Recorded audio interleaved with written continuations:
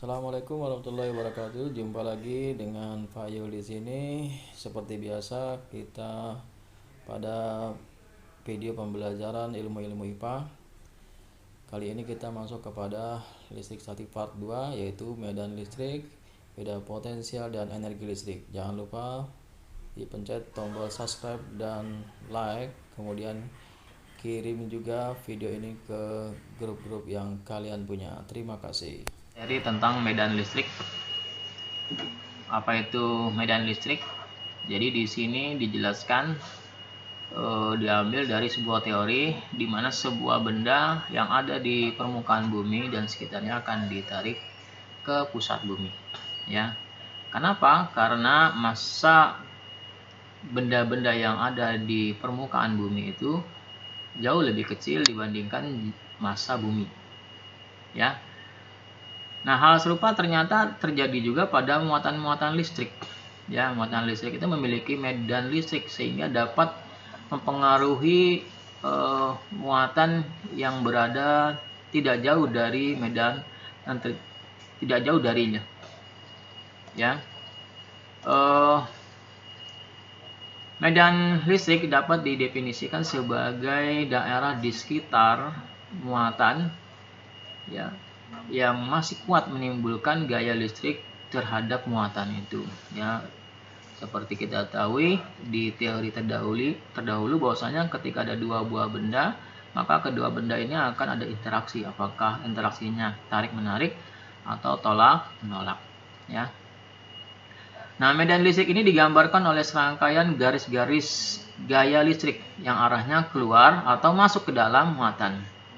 Ya, kita lihat di sini di gambar di sini.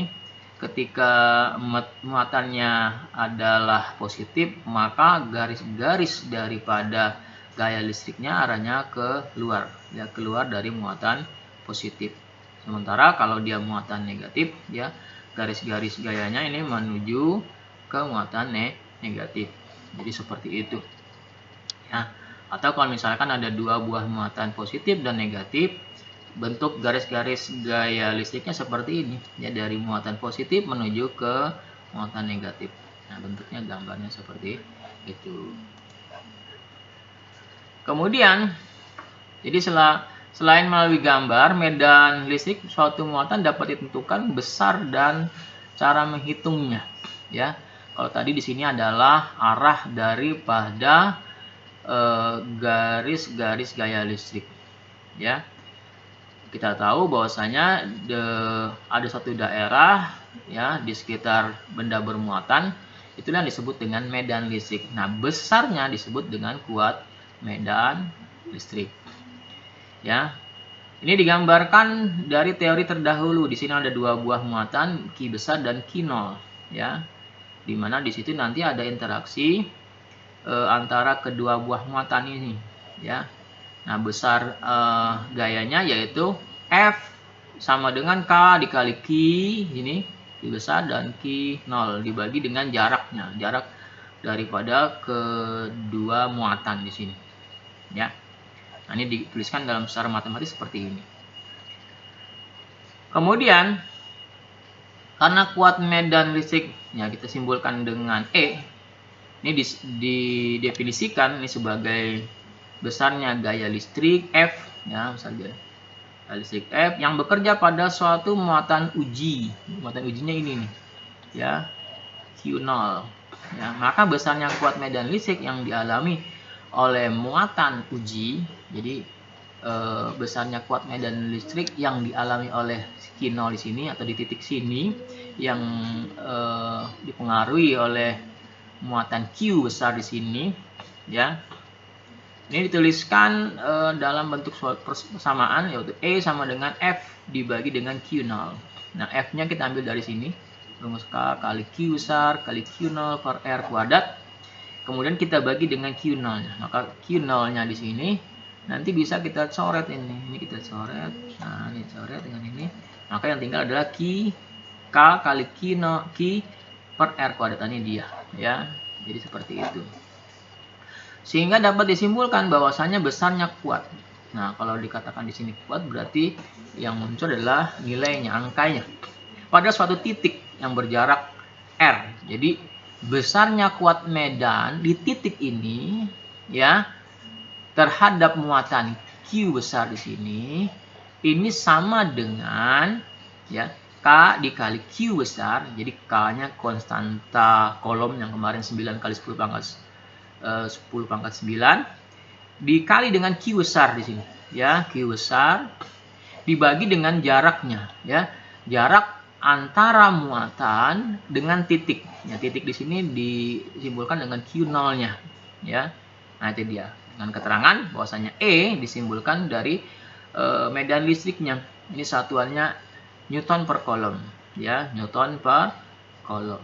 Nah sedangkan F-nya satuannya Newton, Q-nya adalah kolom. Nah, dari mana Newton per kolom? Dari rumus E sama dengan F per Q0. Nah, ini F adalah Newton dan Q0 adalah kolom. Ya, jadi seperti itu. Kemudian bagaimana kalau dipahami dengan contoh soalnya? Ini ada contoh soalnya, kamu bisa lihat di halaman 230 di buku kamu. Ya, ada dua contoh soal sepertinya di buku kamu ini. Ada yang pertama yaitu gaya kolom yang dialami kedua muatan A dan B adalah sebesar, jadi F-nya itu adalah 4 kali 10 pangkat min 4 Newton. Jika besar muatan A-nya 4 kali 10 pangkat min 6 kolom, ya boleh sama dengan 4 mikrokolom, dan muatan ujinya yaitu 4 kali 10 pangkat min 12 kolom. Ya.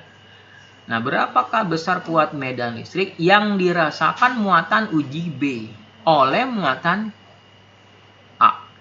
Ya. Jadi yang diketahui berarti di sini adalah besar gaya ya, yaitu 4 kali 10 pangkat min 4, muatan A-nya adalah 4 kali 10 pangkat min 6, sedangkan muatan ujinya, muatan uji B-nya yaitu 4 kali 10 pangkat min 12. Nah, yang ditanyakan adalah E-nya, yaitu besar kuat medan listrik yang dirasakan oleh muatan uji B oleh muatan A.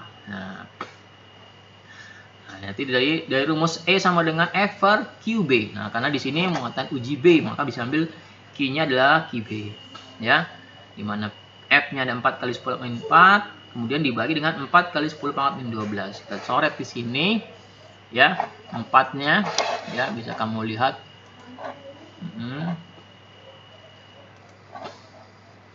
Jadi ini 4-nya, ya. Ini 4 bisa kamu coret, ini 4 habis, berarti yang tinggal adalah 10 pangkat min 4 dibagi dengan 10 pangkat min 12. Ya, berapa nilainya?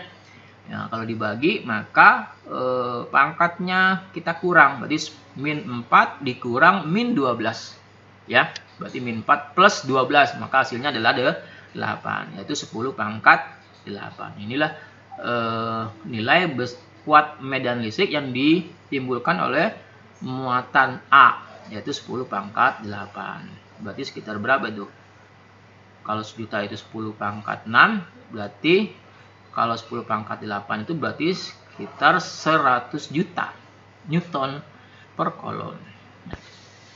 Nah, ini yang contoh yang kedua, yaitu di sini ada contoh soal yang kedua, tertulis bahwasanya besar medan listrik yang dirasakan oleh muatan uji A terhadap muatan B sebesar 80 Newton per kolom. Ya, jika jarak kedua muatan tersebut 3 cm, berapakah besar muatan B-nya? Ya, berarti yang diketahui kuat medan listriknya yaitu 80 Newton per kolom. Kemudian jaraknya R-nya, ya, 3 cm, kita rubah ke dalam meter. Kenapa? Karena di sini Newton itu terdapat satuan meter, maka harus dirubah yang cm menjadi diameter, ya, jadi 0,03 meter. Oke, kemudian rumusnya ini dia, E sama dengan K dikali Q besar per R kuadrat. Kita masukkan E nya 80, K nya ya konstanta ya, tetap yang tidak berubah, yaitu 9 kali 10 pangkat 9, Q nya yang ditentukan, yang dicari. Kemudian R-nya 3 kali 10 pangkat min 2, kemudian dikuadratkan di sini, kita kuadratkan 3, kita kuadratkan jadi 9 gitu ya. 10 pangkat min 2 kita kuadratkan jadi 10 pangkat min 4. Ini kalau kita kali silang, Ya, kita kali silang, jadi ini pindah ke sini nih. Nah, jadi 80 kali 9 kali 10 min 4, ini min 4 ya. Nah, ada salah tulisnya min 4. Kemudian dibagi nih ke bawah, 9 kali 10 pangkat 9. Ayo, maka hasilnya ini coret, jadi 80 kali 10 pangkat min 4 dikurang 9. Berarti 10 pangkat min 13 sebetulnya di sini ya. 10 pangkat min 13. Jadi 80 kali 10 13. Nah, ini sama dengan 8 kali 10 pangkat min 12 kolom. Ya. Jadi nilai besar muatan B-nya yaitu 8 kali 10 pangkat min 12 kolom. Atau boleh juga dituliskan sama dengan 8 pikokolom ya. 8 pikokolom. Selanjutnya kita masuk ke beda potensial dan energi listrik ya. Ini kita ambil dulu teorinya ya. Ada sebuah pertanyaan, mengapa petir itu berbahaya? Kemudian apa sebenarnya petir itu?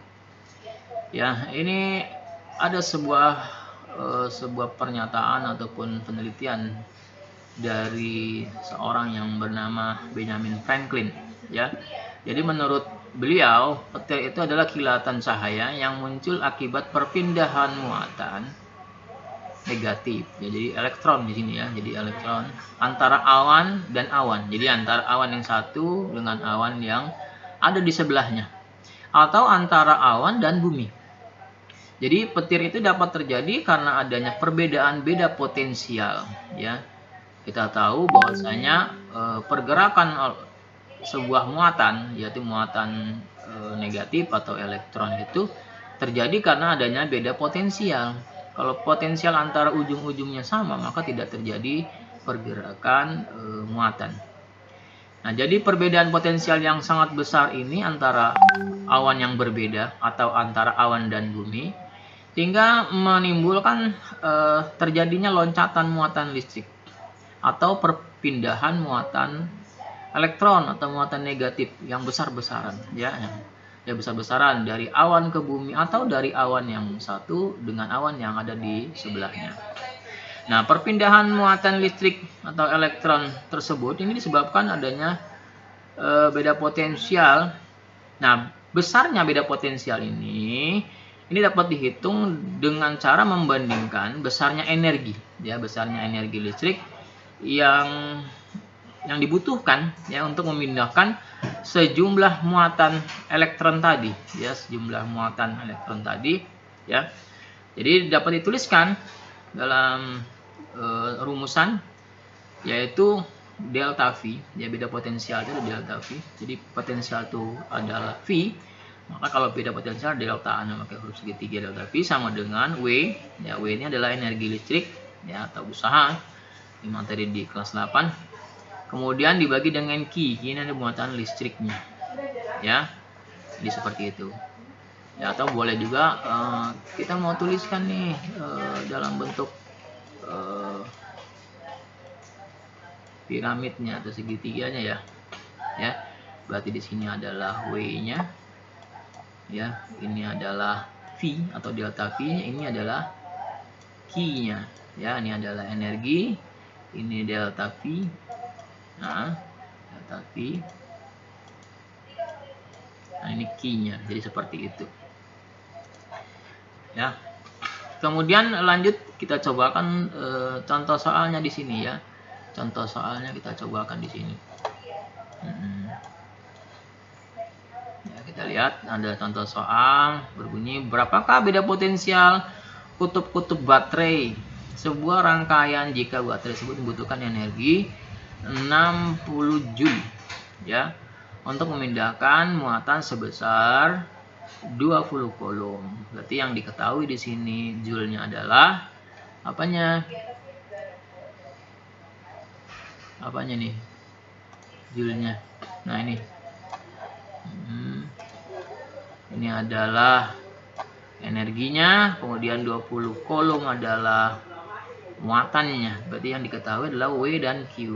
Yang ditanyakan adalah V-nya atau delta V. Ya, delta V. Nah, gitu ya. delta V-nya. Coba kita lihat bagaimana cara menjawabnya nih. Maka V atau delta V kita tahu bahwasanya sama dengan W per Q, atau energi dibagi dengan muatannya. Energi 60, kemudian muatannya 20, maka sama dengan 3 ya, sama dengan 3 volt ya, sama dengan 3 volt. Jadi beda potensial antara kutub-kutub baterai rangkaian tadi adalah besarnya 3 volt. Kemudian contoh yang kedua, sebuah baterai memiliki beda potensial sebesar 1,5 volt. Berapakah energi yang diperlukan baterai jika memindahkan muatan 40 kolom? Nah, berarti di sini apa yang diketahui? Yang ketahui pertama volt, berarti beda potensialnya. Kemudian di sini Q-nya. Berarti ketika diketahui V, kemudian diketahui Q-nya, maka yang ditanyakan adalah besar energi. Nah, kita tahu energi adalah W, gitu ya. Maka W sama dengan delta V kali Q, ya. Kalikan 1,5 tadi ini dikali dengan 40, maka hasilnya adalah berapa? 60 Joule. Jadi besar energi yang untuk memindahkan besaran muatan tersebut adalah 60 Joule.